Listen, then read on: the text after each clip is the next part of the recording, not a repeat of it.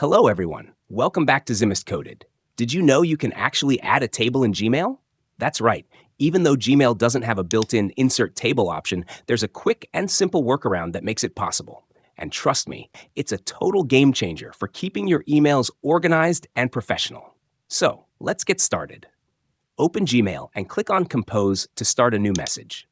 Now, here's the issue. When you look through the formatting options, you'll notice there's no button or menu for adding a table. It's just not there.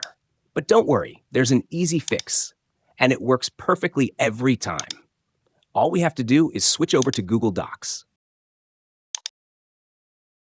Open a new or existing document, and in the menu bar, click on Insert, then select Table. Pick the number of rows and columns you need, and your table will instantly appear. Now go ahead and enter your data, names, numbers, schedules, whatever you need.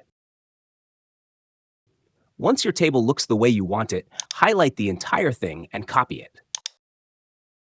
You can do this by right-clicking and selecting Copy, or just use the shortcut Control-C on Windows or Command-C on Mac. Next, head back to Gmail. Click inside the body of your email right where you want the table to appear. Then simply paste it using Control-V or Command-V, and there it is. Your table is now sitting beautifully inside your Gmail message, ready to send. The best part? You can still edit the content of the table right inside Gmail. Change text, adjust formatting, and make quick updates without going back to Docs. And that's it. You've just learned how to easily add and edit tables in Gmail. If you found this tip helpful, be sure to hit the like button, subscribe to Zimist Coded, and turn on notifications for more quick tech tricks just like this one. Thanks for watching, and I'll see you in the next tutorial.